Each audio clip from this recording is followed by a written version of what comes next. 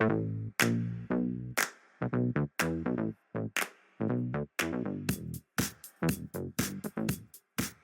the switch, this is L1, L2, and L3. And we need to identify which light is connected to L1. In this case, these three lights are in L1 circuit. We must install the capacitor in one of these lights. First, we turn off all the switches. Then we will need to install the capacitor at one of these three lights. The capacitor has two wires. Connect any of the wires to live and another to neutral.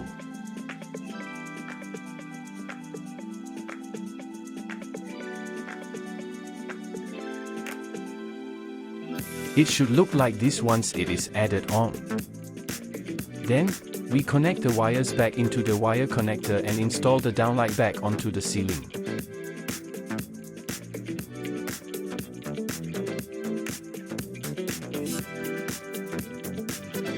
Ensure all the switches are turned off.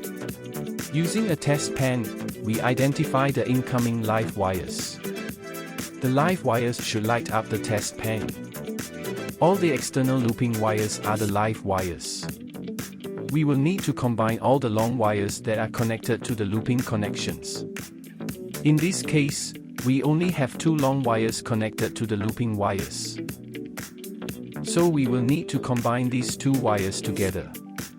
As for the remaining long wires, it is the outgoing L1, L2, and L3. This is L1. This is L2. And this is L3.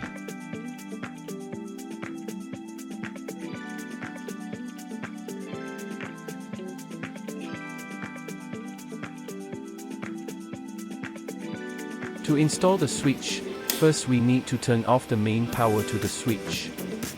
We combine the two incoming live wires that we have identified earlier.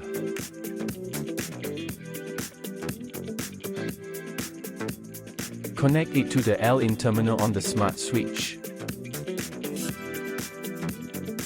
We have also identified the L1, L2, and L3 wires. This is L1, this is L2, and this is L3.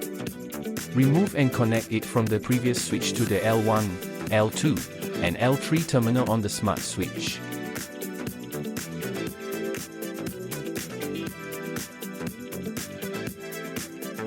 Remove the front cover by placing the test pen into the bottom slot and twist or pry to unclip.